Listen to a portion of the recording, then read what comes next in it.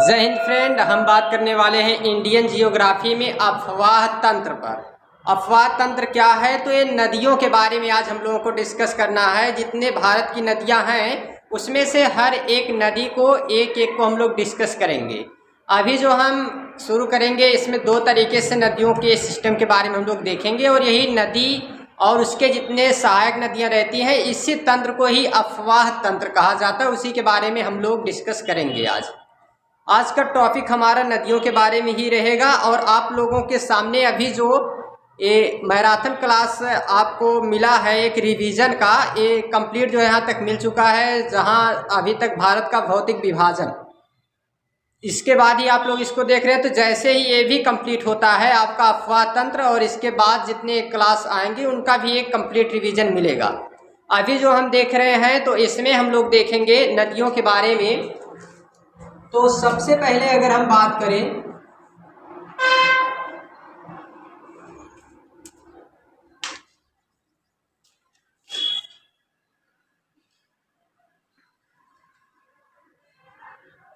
भारत की नदियों के बारे में,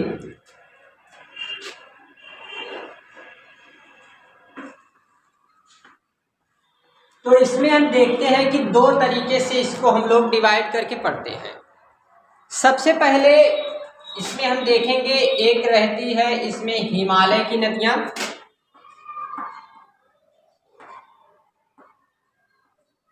और दूसरा जो है इसमें प्रायद्वीप भारत की नदियां।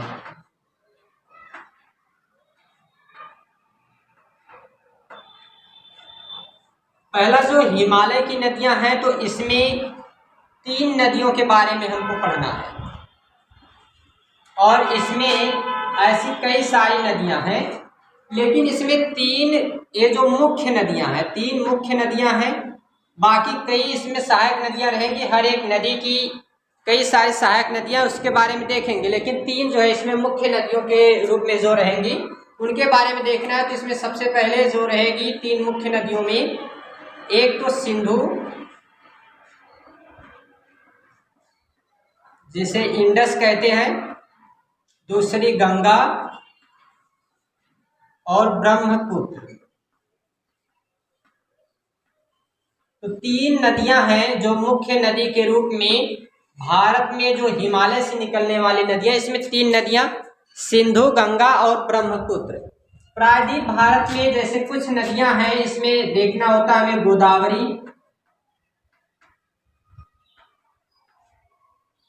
कृष्णा, कावेरी, नर्मदा, तापी,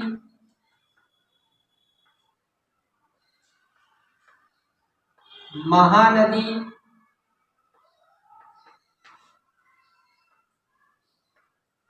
तो इस तरीके की नदियां जो है इसमें प्रायद्वीप भारत में, बाकी छोटी छोटी नदियां जो इनकी सहायक नदियां रहती हैं। तो इसे हम लोग देखेंगे। अब पहले सबसे पहले सिंधु नदी के बारे में।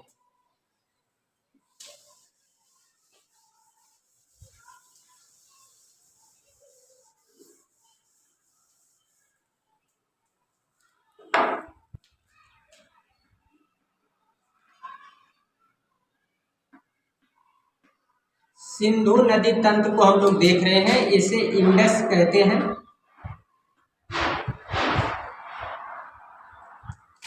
सिंधु नदी भारत,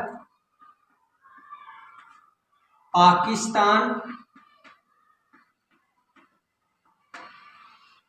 और चीन 3 देशों में प्रवाहित होती है। भारत, पाकिस्तान और चीन, जिसमें से हम जानते हैं कि इसका जो टोटल इसमें जितना जल होता है उसका केवल 20% हम लोग उपयोग करते हैं, बाकी 80% पाकिस्तान उपयोग कर सकता है। जो इसके संधि के अनुसार, समझौते के अनुसार जो है केवल 20% जल हम लोग उपयोग कर सकते हैं, बाकी 80% जो है वो पाकिस्तान उपयोग करता है। तो इसमें इसकी मुख्य नदी जो सिंधु है और इसकी सहायक नदियों के बारे में, मतलब उनका जितनी इसकी जो 5 सहायक नदियां हैं, झेलम, चेनाब, रावी, सतलज, ब्यास, उन 5 सहायक नदियों के जल और जो ये मुख्य नदी है इसके जल, इन सभी में केवल 20% हम लोग उपयोग कर सकते हैं। अब हम लोग बात करें सिंधु नदी के बारे में, इसका उद्गम क्षेत्र कहाँ से कैसे निकलती है, तो इसे हम लोग जानते हैं कि ये तिब्बत का जो पठार है, तो तिब्बत का पठार जहाँ पे हमने आप लोगों को बताया था हिमालय पढ़ाते समय, तो उसमें हमने आप लोगों को बताया था कैलाश श्रेणी, और उसी कैलाश श्रेणी के पास से वहाँ पे तिब्बत के पठार में कैलाश श्रेणी स्थित थी, और वहीं पर एक झील है और उस झील का नाम है मानसरोवर झील, और उसी झील के पास से ये नदी निकलती है। तो यहाँ पर दो झीलें हैं, एक तो मानसरोवर जो मुख्य रूप से जानी जाती है, उसी के पास एक और झील है, एक है मानसरोवर और एक है राक्षस ताल।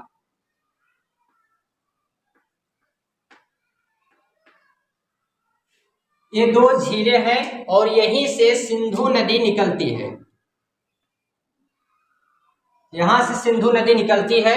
और ये सिंधु नदी भारत के गिलगिट से लेह से होते हुए, यहाँ गिलगिट और लेह का क्षेत्र है, यहाँ से होते हुए ये जो है जाके लास्ट में अरब सागर में गिरती है।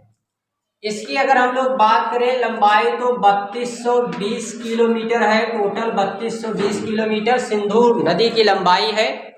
और ये नदी भारत के सबसे बड़ी नदियों में आती है, लेकिन जो है क्या है कि ये केवल भारत में नहीं प्रवाहित होती, इसी कारण से हम जानते हैं कि भारत की सबसे बड़ी जो नदी रहेगी वो गंगा नदी रहेगी, लेकिन ये भी जो है बड़ी नदियों में इसे भी जाना जाता है कि हाँ सबसे बड़ी नदियों में से एक ये भी है। इसकी कुछ सहायक नदियों के बारे में याद रखना है, तो इसकी सहायक नदियों में पहले तो 5 जो है दाएं तरफ से रहेंगी, जिनको याद रखना है JCBRS, यानी कि इसमें झेलम चेनाब जिसका जिक्र हमने पहले भी किया था, तो ये रहेगी झेलम चेनाब,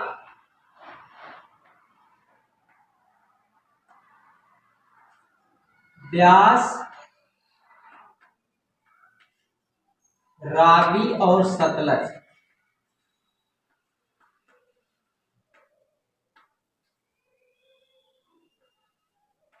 तो 5 सहायक नदियां हैं जो इसके बाएं तरफ से मिलती हैं, और श्योक, गिलगिट, नुब्रा ये इसके दाएं तरफ से मिलने वाली नदियां हैं जो दाएं तरफ से मिलती हैं।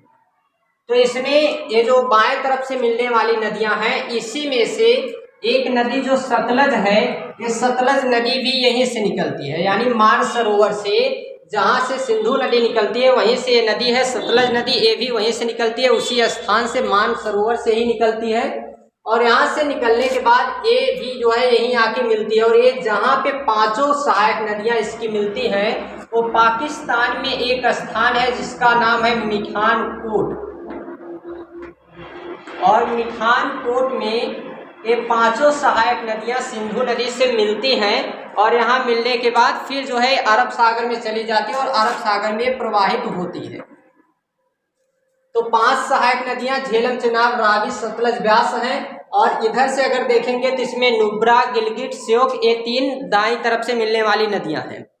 अब इसमें से जो एक ब्यास नदी है, यही एक ऐसी नदी है जिसे हम लोग जानते हैं कि देशद्रोही नहीं है। देशद्रोही का मतलब क्या है, ये केवल याद रखने के लिए इस तरीके से कहा जाता है। तो इसका मतलब है कि केवल यही एक ऐसी नदी है जो भारत से ही निकलती है और भारत में ही रहती है। बाकी ये जितनी नदियां हैं भारत से भले निकलती हैं लेकिन चली जाती हैं पाकिस्तान में, इस कारण से इसको हम लोग देशद्रोह कहते हैं। बाकी जो है ये जितनी नदियां इसमें ब्यास के अलावा बाकी सभी चली जाते हैं, केवल ब्यास ही है जो यही भारत में ही समाप्त हो जाती है, सतलज में मिलकर और उसी में समाप्त हो जाती है। जिस कारण से इसको कहते हैं कि हमारे ही देश में निकलती है और हमारे ही देश में समाप्त हो जाती है। इसी चेनाब नदी की इसमें एक इसकी सहायक नदी है चेनाब नदी। अब एक चेनाब है और साथ में एक झेलम है। तो झेलम पे जो है आप लोगों को परियोजना याद रखना है, जिसपे परियोजनाओं पे कुछ क्वेश्चन आते हैं और परियोजना को याद रखना थोड़ा सा कठिन होता है, इसलिए हमने आप लोगों के लिए एक ट्रिक बनाया है और उस ट्रिक को अभी हम आपको बता रहे हैं। वो परियोजना इसलिए याद रखना है क्योंकि नदी के बारे में तो सभी को मतलब थोड़ा सा इनके बारे में सब जान गए, तो इनको जानते हैं। इनके सहायक नदियों के रूप में इसे पंचनद भी कहा जाता है और ये पंजाब में मिलती है, इस कारण से इसको क्या कहा जाता है, पंजाब कहा जाता है, इसी क्षेत्र में मिलती है। क्योंकि जो है दो नदियों के बीच का जो क्षेत्र होता है उसको दोआब कहते हैं। तो यहाँ पे 5 नदियां हैं और 5 नदियों के बीच का क्षेत्र है, इस कारण से इसको पंजाब कहते हैं।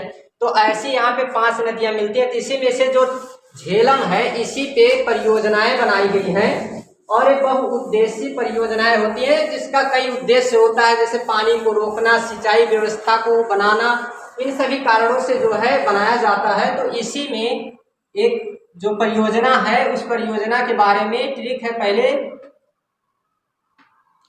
दूल्हा तू झेल,